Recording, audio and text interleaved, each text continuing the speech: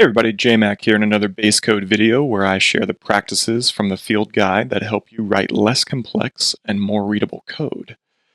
Today I actually stumbled upon a code sample that I had asked for from the newsletter that I was sending out. All the subscribers to the newsletter, I had asked, hey, send me some nasty code samples you want to see cleaned up. And some of those did make the book. Again, all these are real-world code samples and real-world practices. But this one actually didn't make the book, really only because it didn't seem to touch upon any single topic. Instead, it touched upon several topics or several practices from the book. So it actually makes a good opportunity for me to do another one of these demo videos. So let's jump over and take a look. This was just shared through a gist on GitHub. And anyone's welcome to send me these, whether you purchased the book or not. Feel free to send these in, and they don't always have to be PHP. I think that's just what I use, I guess, kind of day to day, and a majority of my subscribers and followers probably use. But again, it can be anything else, really. Honestly, these practices apply to all languages. They're language agnostic. It's really just any code. So feel free to challenge me. I welcome the challenge, and send me a piece of code and say, hey, how would you clean this up? So that's what we're going to do here. And specifically, we clean it up by kind of applying the practices. So I'm just going to take this raw code here and just dump it into PHP Storm because it's, again, a PHP code or file. So, and PHP Storm's kind of just what I use. So let me pop this full screen here a little bit. And I did jump the font size. So hopefully this is a little bit smoother. So we'll kind of see here. So the first thing I want to do, I've never looked at this code before. I don't really know exactly what this code does other than what the developer kind of had sent to me. Basically, they said this was used for their kind of login controller or authentication controller. And I think Steam, I guess, is just kind of maybe the name of their application. Again, I don't know. I don't even have the entire code base, so there will be some assumptions that I make here about maybe what it's doing. But regardless, anytime I come upon any code, whether it's my own or code I've never seen before like this, I want to do the very first thing, the very first practice inside of BaseCode, which is format. And in this case, it's PHP. It seems to be a Laravel application, a Laravel framework, which follows PSR2 coding standard. And again, we want to just follow a coding standard. We don't want to necessarily make up our own. We don't want to be biased in any way. So in PHP Storm, that's Command-Option-L on the Mac. And as we saw, the screen kind of jumped around and it formatted several things in here. So this just, again, makes sure that as a reader, I am reading this code, kind of in a uniform, standard, styled way. And that matters. And we go into more detail on why that matters in the book and, how you should choose one and adopt one and automate it and so forth. But for now, I can just hit those fancy little quick keys. The next thing I want to do is just kind of give this a first read through. And what I really want to pay attention to here are some of the other practices, like removing comments and dead code and big blocks. So this first pass is really kind of a kind of a first flow with a focus on those three practices. So if I see any dead code, I want to remove it because I don't want to be reading it. This is all about readability. It's about reducing complexity. I don't want to have to look at code that's never even executed, especially in code I don't know. Like, I don't know any different. I'm unbiased, and I can kill it with a murderous style. So, also, kind of a clarification on the removing comments. I've gotten some blowback, which is expected because when I first wrote a blog post on this several years ago, a lot of people were like, oh, remove every comment.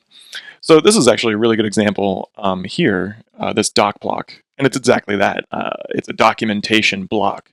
This isn't really a comment. I understand that it's commented or it uses a multi-line or a block comment as its kind of syntax. But this is a documentation block. It's a header to this particular property. In this case, we have some sometimes they're to a file or a class. Sometimes they're to a method.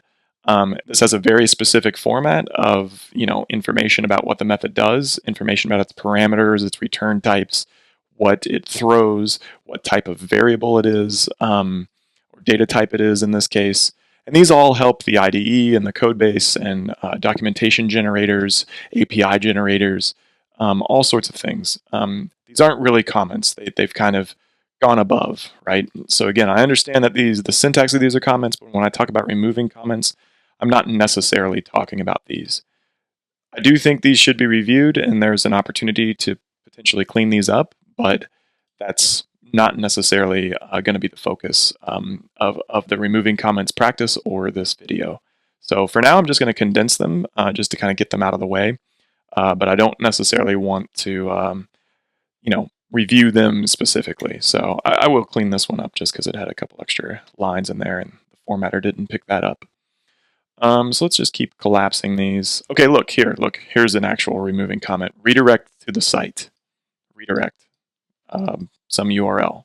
So I get it. It's a pretty generic comment. If it said what page or something it redirected to, it might have a little bit of value, but this has no value, so I'm going to get rid of it. Also here, completely dead code, another practice, removing dead code. So again, I just want to kind of kill this line. Maybe this beta registration is part of a beta period. Maybe that gets toggled, whatever. It should be coded if it's something that happens often through a feature flag or something else. In this case, this line 93 that's highlighted is 100% dead code. So I'm going to kill it. Let's get rid of that. So we have more validate user data. Look, hey, it's validating stuff. I get it. Create user create. So again, not really telling me anything. Perfect example of how we can remove these inline comments. Add user to default role customer. User set role customer. I'm already able to read this.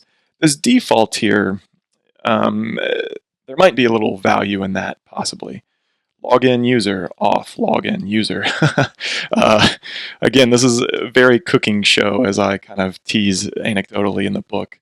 It's like, oh, okay, we're going to validate some user data, and then we're going to create a user, and we'll log that user in, and finally we'll take them to their home site. Like, none of these are providing any value necessarily. I am going to remove them, but I'm going to leave them for now, because the other third thing that we're looking at as we go through here is that big blocks. And most of these are just single line method bodies, but this is relatively large with some large blocks of code. And one of the big block practices is really kind of to like recognize the roles of the code, the relationships between them, before we start refactoring. So I go into more detail in the process, obviously in the field guide. But for now, this grouping with kind of a temporary comment is helpful to kind of see what's going on here. So I'm going to leave these strictly because on the second pass, we're going to refactor that. And then the rest of these, again, are very large, largely commented relative to how big the body is methods. Those to me don't seem like they hold their value, but I don't want to pass any judgment just yet. Let's see how they end up being used. But this guard for off guard, that doesn't seem to be helpful. It doesn't have any kind of like explaining message. The fact that I extracted this in, or the fact that it is extracted into its own method, doesn't seem to really be giving me any value. In fact, it's probably a larger amount of code in a way to type even. So I'm not sure the abstraction there has value. I'm going to say that it doesn't. So what I'm going to do is just find the usages of this. Oh, it's actually searching the whole project. We don't need that. We'll just find it ourselves. Oh, there we go. So yeah, exactly. It's called in this class once, through the instance method. So let's just get rid of that. There's really no value in that. I mean, it's the same amount of code. In fact, it's less because of the $sign. So it's one character less, in fact. Not that that matters, but the point is that I'm not getting anything through the naming.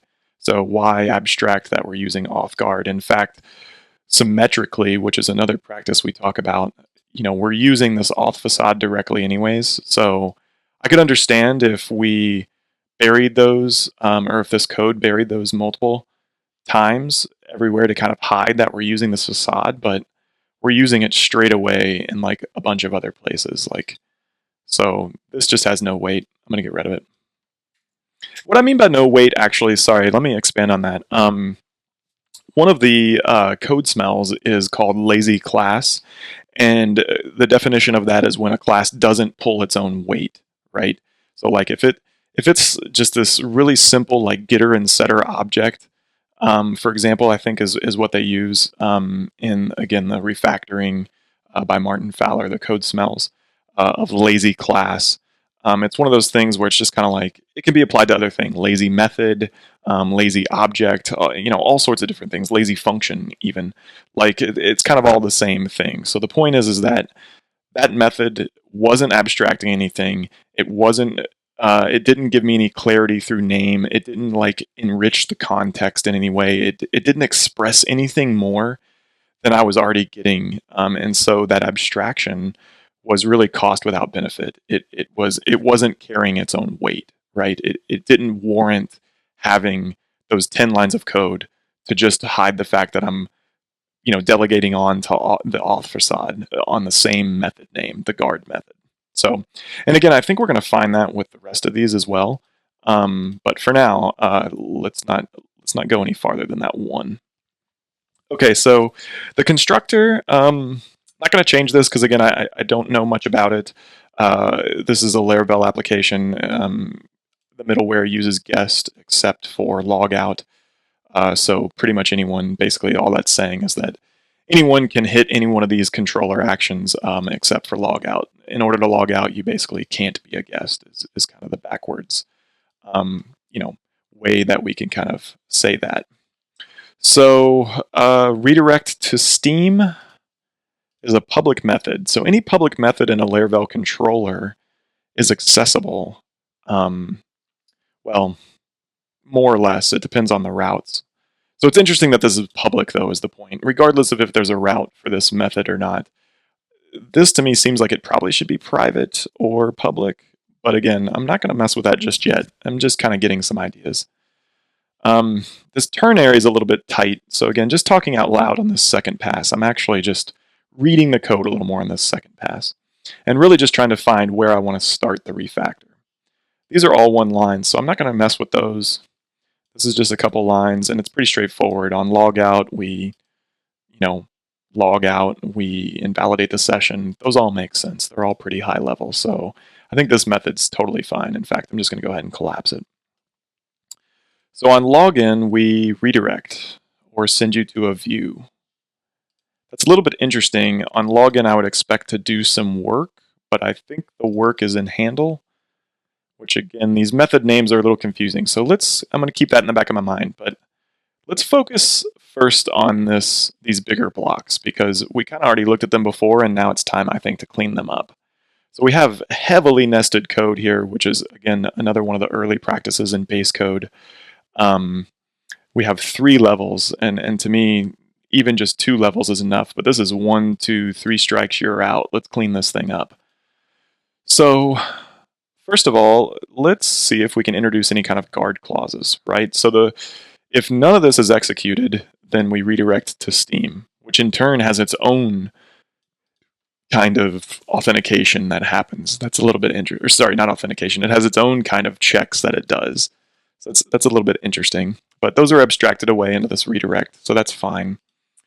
Let's see if we can turn these into some guard clauses. So that's one of the ways in which we can unravel nested code. So first we want to check to see if any of this is even necessary. And then next we would want to check to see if we can kind of invert it to get it back to the top level. So as far as that necessary bit, this fact that it's doing some validation on kind of a linked object, if you will, I don't know what Steam is. It comes in through the constructor, so it's injected, and then we validate. I'm not sure why we would validate a request to this controller with something else. So I'm going to make the assumption, though, that, again, with Laravel, I want to try to pull that off somewhere else. So I think this outer check is completely unnecessary if we just did some auto magic with the framework and basically call this like a Steam request. That's a little domain specific. So for the purposes of this, I'll just call it a login request, which is basically, this allows me to make a form object, which is a object within the framework that can handle validation, the the error messaging around invalid pieces of data. It can handle even the exception that's thrown, even the rendering of the page that happens when one of these bits of data or validation fails. So I'm going to abstract that off and introduce this login request object. I like to do that just because, again, it's this nice uniform framework level object. There's documentation around it. It just allows me to kind of do things more the framework way. But even if it didn't have a framework, it would allow me to abstract some logic and some code into its own object, which is all kind of part of using objects in big blocks, both practices within BaseCode. So now it's a little more clear, okay? So now it's like, hey, get info on this user. If info is null, so I'm going to invert this and turn it into a guard clause. So basically, I'm just going to invert that logic. So instead of checking that it's not null, I'm going to say it is null. And if it is null, then we're going to redirect you. And the reason I know that I can turn this into a guard clause, not only does it expose that primary action, let me format this real quick. So not only does it expose the primary action a little better, which is kind of logging this user in, which right now is nested, but we would have never used the redirect to Steam or called the redirect to Steam method outside of this use case, because when we get in here, we're actually, this had its own return sequence, right? So now we're going to find or new user. It's a little bit awkward. I'm going to leave that alone for now, though. Basically, if we don't find or new user, that's a little, again, a little strange to say. So we'll change that name here in just a second. But if we don't find or new user, so basically if there isn't a user, or sorry, there is a user, then we're going to log you in and redirect you to, some URL, which in this case I think is the home page. Yeah, it's set up top, so we redirect you to the home page. Okay, so this is actually my primary action. When I'm handling a login, I'm expecting to see login and then redirection, right? I'm expecting to see a little bit of work, a little bit of validation potentially, and then, where I would go if I'm logged in. That's the primary action of this method, this login method or this handle method. So that's a little weird that it's nested to me. So again, I'm going to invert this and effectively turn that into a guard clause. So look, if you are not found or this user isn't found, then I'm going to send you to the beta registration page and pass along the info that you passed in. So I guess probably default some of those form fields. That's kind of a nice UX. And now I've exposed that primary action, which is effectively, look, I found this user. I'm going to log you in with that detail, and then I'm going to redirect you on to the home page.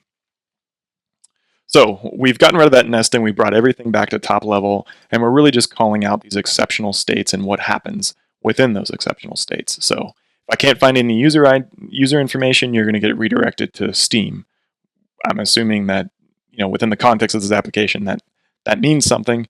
Otherwise, you're going to be sent to, you're going to get this register view back, where you're probably going to fill out some form, I assume, to register. And then finally, if none of those, exceptional conditions happen, then I'm going to log you in and redirect you. So that's pretty straightforward. But I think we have an opportunity here to revisit this find or new user, because it's an awkward name. And again, it's just not really carrying its weight. Even PHP Storm, our IDE, is kind of complaining that this false is not really used because of the way we're checking user here locally, and this is the only place we call find or new user. It's not like we're strictly typing this to check for strictly false, right? Meaning like we're not over here saying if user triple equals to false. Like we're just allowing PHP to kind of type juggle a falsy value, which could be false, it could be null, it could be an empty string, it could be zero, it could be a lot of false values inside the PHP language. So that makes this unnecessary. And so now I'm not really abstracting anything anymore. It's also not creating a new user, so this is very, very misleading. So I'm going to get rid of this method. Maybe we can extract it later, but this is really just a find user. It's not even a find or new user. So I'm just going to do that.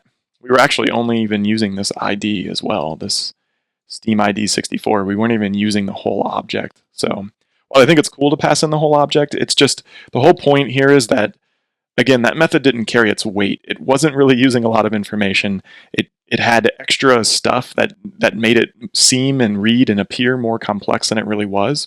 And once we kind of whittled all that down, we realized it's not really doing anything that couldn't be done inline. In fact, in this case, we kind of had arguably the opposite effect. The fact that it didn't have a good name and it was only a one line, that abstraction was almost making the code harder to read.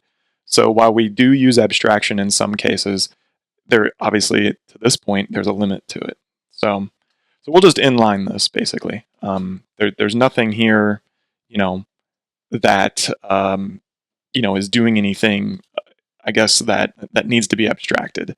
I could understand, just as a kind of drive this point home, if this were like find by stem ID, if we had that on the user or even within this class, it should be on the user though. It shouldn't really be in the controller. If we had this as a user method, right, and then we said something like info, Steam ID 64, I think it was, then I could understand. Then we're getting a little bit of information about, what it means to kind of find that, right? And if we don't find one, right, then do something else.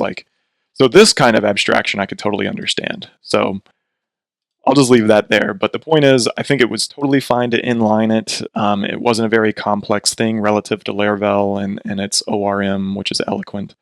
It wasn't a very complex piece of code. But if I were to name it, I want to kind of, again, have some symmetry with Laravel, put it in the model, give it kind of this special find, and go from there.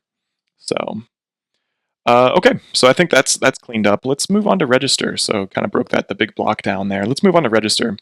Again, all this validation, it's grayed out by PHP Storm because it's not even used. It's an unused variable.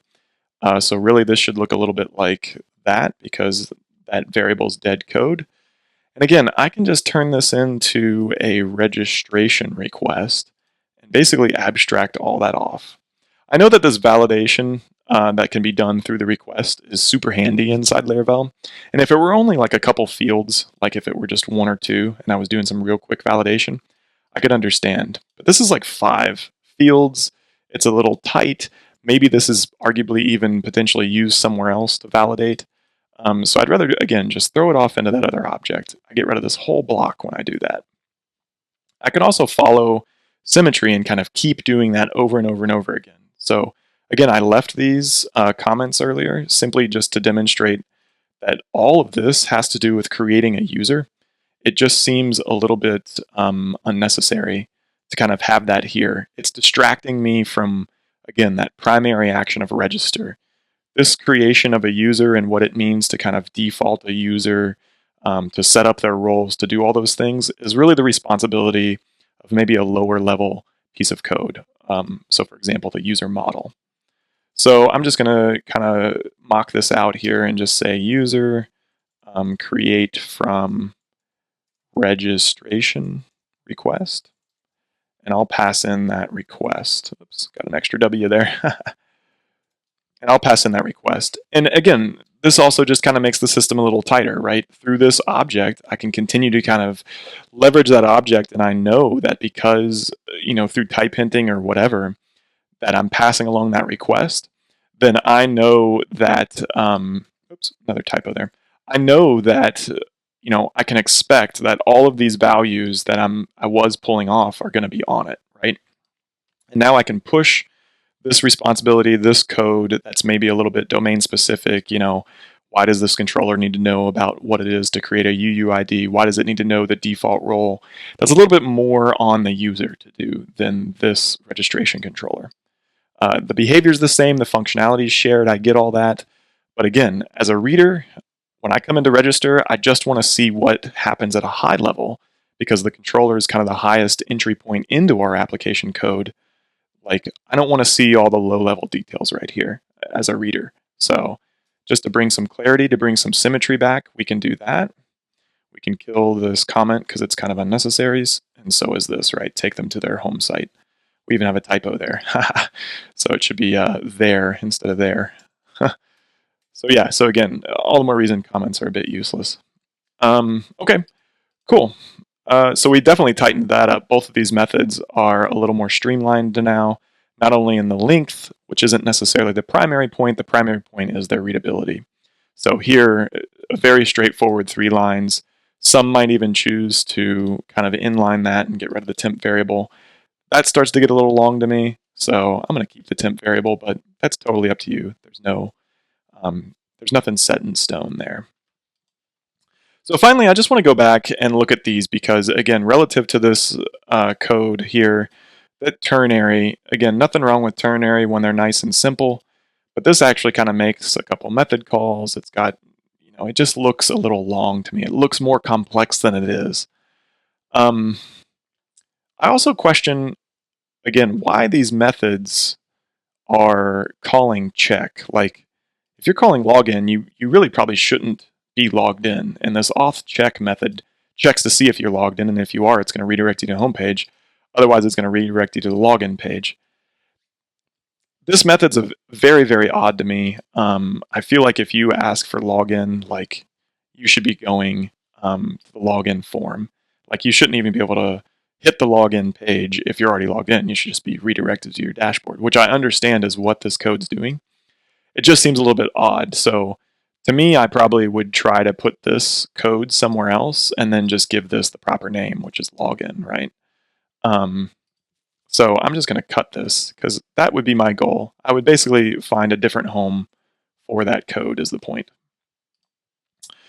So this is fine, this log out. So we already said that was fine. I think I collapsed it earlier. That's why the mouse was going a little weird there. And then finally, this redirect to Steam. Again, I don't know if this is called anywhere else. It really probably shouldn't be called anywhere else. And you really only should be, again, redirected if you are logged in. Maybe you're not. So we'll leave that check. And I would just kind of unravel this, is really the ultimate point. I just don't think that ternary, this isn't that crazy. It draws out the behavior a little bit more. And we can even invert that to make it a little more clear, again, to the point of that whole primary action. So I'm just going to back this out. So to me, that's just a little easier to read. It's not anything outlined in BaseCode. BaseCode doesn't say anything like don't ever use ternaries. This is more just for me to unpack that code and make it a little more symmetrical with the rest. Like, we're not using ternaries anywhere else in this particular file. Maybe we are in the application, and again, it's not to say that you could or couldn't, but we've kind of adopted guard clauses already. So basically, if you are not logged in, then redirect you. Otherwise, go to your home screen, right? To your dashboard or whatever that is. So go to the home page. That's just a little cleaner. It follows, again, suit. It follows, the symmetry of the rest of the code within this class to kind of have that guard clause instead of that ternary. So just a small thing there that I think actually unpacking that ternary increases the readability. If that ternary were just a bit tighter and returning true or false, or returning like just a simple data type like a string. So for example, if that was simply saying something more like return auth check, and then it would return like /home versus maybe like this Steam login or whatever. Like that I could live with. It's a little tighter. We just have these real simple data types. But what we had before was like a method call with property information, a chained method call. It just got a little long. It felt more complex than this code does. So even though it was a tighter bit of code, to me, this code feels less complex. Maybe it doesn't to you. Again, ternary is totally fine, but just a last little bit of polish there, a little bit of symmetry, kind of touching upon what I think is kind of the best chapter in BaseCode and really the best practice to follow and try to implement and practice and apply to your code, which is symmetry. And that's really, in this case, just that guard clause, just continuing to use these guard clauses in multiple locations. So that's it for this cleanup. I'll do another probably in a couple weeks. And again, you're more than welcome to send me one of these. Just jump out on BaseCode.